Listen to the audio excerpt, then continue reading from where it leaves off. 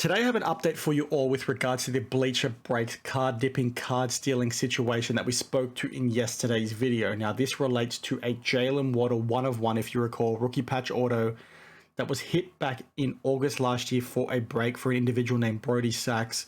This individual never received that card, and then surprise, surprise, 8 months later it showed back up in Bleacher Breaks' very own repack product.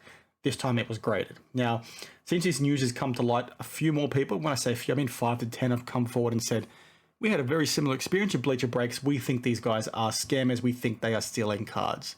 Now, a few people on Sports Card Nonsense have collated a few things together. A specific individual named Joseph Tor Bunavith, I think is how you say his surname. If it's wrong, I do apologize. This guy is a subscriber of mine because I do recognize his profile picture. But they've collated all the facts and dates. So if you want to see more on this, check out Sports Card Nonsense and you'll find the post yourself. But a few things have come forward where, like I said, there's all these other cards that are coming to light. Now, I'm not going to take you through all the other cards that have apparently been dipped by these guys. One thing I do want to clarify very quickly is this Trevor Lawrence on the left was also hit by Bleacher Breaks last year in August, the day after or the same day as a Jalen Waddle. And people thought this was a smoking gun for catching Bleacher Breaks, for scamming their customers, because it just so happened as part of the same submission that Jalen Waddle was in, this Trevor Lawrence on the right was also part of the same submission. Turns out that's just very coincidentally, which I don't really buy into coincidences, but it turns out it is because, you know, the autos are very different, as you can sort of see over here. So what are the odds of that, right? A person hitting a Jalen Waddle and then it being sent to the wrong person, and the person who received that Jalen Waddle sends it in for grading, and they just so happen to also send in a Trevor Lawrence that was hit on the same day by Bleacher Breaks. Very strange, but I think it's just something that needed to be highlighted. I don't think it's evidence of them stealing the card. I think it's just a very big coincidence. Now, I just wanted to clarify that up front because a lot of people, like I said, were using this as the smoking gun. Now, there's a few other things in here that these guys put together that talk to some other cards that, you know, have come up with customers, you know, sharing their grievances. I won't talk through the detail. You can sort of look through it here yourself. This is just a screenshot indicating that the Ultimate Suite, which is the repack product that the Jalen Waddle was hit in, is in fact owned by Bleacher Breaks. You can sort of see here more of the conversation. Again, come and check it out for yourself. The thing I want to focus in on today is Bleacher's response in the last, 12 hours. And it basically talks to the timeline from their perspective on how the Jalen Waddle card was lost, and then all of a sudden how it showed up in one of their repacks. So their owner basically talks to, a few facts on the situation. But essentially, they talk to sending people to a card show a couple of weeks ago, and they happened to buy this card in a lot. It ended up in their repack. Now, again, the question that were asked in yesterday's video was, how does this happen? How do you lose a card and then not know you've included it in your own repack? I asked these guys in the background, and they told me that the teams are run by different people, so they don't really talk, they don't really communicate. One of their suggestions moving forward was, if something like this were to ever happen again and they did lose a card, they should have some kind of internal tracker, something like that, to try and notify things. Again, take that with a grain of salt, believe what you want. I think I sort of take their position on this. I think these guys are just incredibly incompetent and have a really, really poor shipping department. And there's really big underlying issues here with a lot of these breakers on whatnot that I'll talk to in a little bit that, are taking things for granted because they're too keen on maximizing their revenue. Now, this owner basically also talks to the timeline of the situation, like I just alluded to, and how they worked out the person they bought it from to put into their repack, who he acquired it from. And it turns out it's this individual here, Basil's Sports Cards LLC. Now, their owner talks about in their video, recognizing that name, they go back and check the logs of that original break back in August, and this guy just so happened to be in the same break. This is the guy they sent the wrong card to. Now, in this thread, this guy basically talks to being caught off guard by seeing it on social media. He wasn't aware he was sent the wrong card. I find that a little bit hard to believe, right? Me personally, I don't buy that at all, because irrespective of this guy talking about spending tens of thousands of dollars on breaks, when you're buying into things, and I know a lot of people that spend a lot of money on breaks, they know what spots they're getting. Let's also not discount the fact that, this Jalen Waddle card was talked about having been lost back in August last year. So when you've got the breaker themselves talking about it on their page and all these other people in the hobby talking about it, I'm be shocked if this guy, given that he's a customer of theirs and a regular of theirs, he didn't see the post that this Jalen Waddle was lost and not given to the person that it should have been. I find that a little bit hard to believe. Keen to get your thoughts on that. Do you take this guy's word for it? Very, very interesting. I don't think that Bleacher Breaks are scammers, and this is guy just basically sharing more proof of his, PSA submission as well. I don't think Bleacher Breaks are scamming customers. I find that a bit hard to believe given what we're seeing with some of these conversations. Now, could this be an inside job and this all be faked and be part of a giant grand scheme? Yes, it could be, as I said yesterday. I just think these guys are incredibly incompetent, and I don't want you guys to hate at me in the comments down below for saying these guys are not scammers, because the outcome is the same, right? You should not be breaking with them. My recommendation is do not break with these guys. My recommendation is do not break with a lot of people that are breaking on Whatnot or any platform, because so many of them are incredibly poor. And it's not just poor in the sense that they're scamming customers, right? It's poor in the sense, in the perspective that they're not set up appropriately to best serve you as a customer. What I alluded to a little bit earlier, what these guys are doing on Whatnot is they're moving so quickly. They want to maximize as many breaks as possible in a live stream, right? They want to get as much money out of their customers as possible.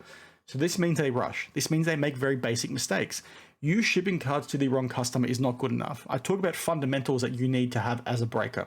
It's things that I've talked about, like cameras, having more than one camera, ensuring that certain cards or the boxes never leave the camera, ensuring you have appropriate setups, ensuring you have an appropriate mic, appropriate refund policy, all these kinds of things.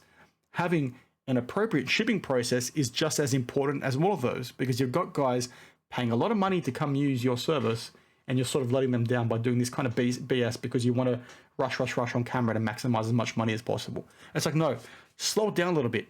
Who cares if you take 10% longer to do everything and you lose a little bit of revenue, i.e. lose 10% revenue? Take your freaking time. Make sure the customers are getting the cards they're paying for, because when we've had, the 5, 6, 7, 8, 9, 10 other examples for these guys come forward, it very clearly tells me that these guys have no freaking idea what they're doing.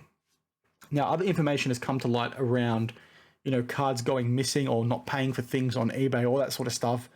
Could these guys be scammers based on all those other facts that are starting to come to light? Yes, they could.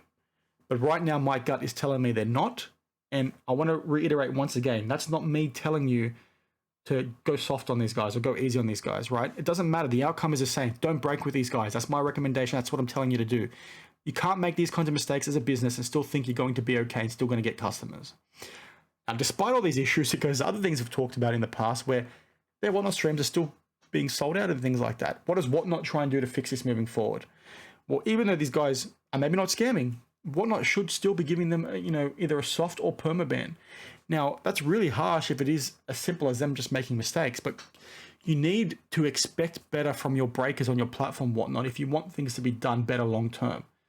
You need to put pressure on them to, hold them accountable to make sure these mistakes don't happen again. Is it a soft ban where they get banned for 2 or 3 week period and they say, if you want to break again, you need to make sure this stuff does not happen ever again. If you send a customer an incorrect card or you lose a card to that specific customer, you are basically gone. You can't break on that platform anymore. I spoke to this guy in the back end, like I mentioned, around some things they could be doing moving forward.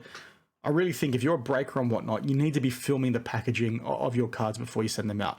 Now, I know that probably makes breaking less profitable for you, but what's the alternative, right? The alternative is you're going to make a mistake and people are going to flag you like we're having in this specific instance if it is a mistake and not a scam, and then your business is done. Go above and beyond and do things the right way. Spend the time doing things the right way. I talk about this all the time as well. There's so many entities and so many startups and so many, sole trader businesses coming in and doing things that don't have the appropriate business acumen to be operating and handling the level of money, the amount of money you're seeing within the hobby. This guy talks to having, I think it's a million plus deals, right? And only 0.1% error rate in terms of cards going to the wrong people. 1 million plus deals, that's a lot of money when you think about it. When you think about how much, cards cost, how much boxes cost, how much breaks cost. These businesses are turning over tens of millions of dollars. And a lot of them don't have the mental fortitude, the capacity, the business knowledge, the business acumen to sit back and say, this is how things should be done.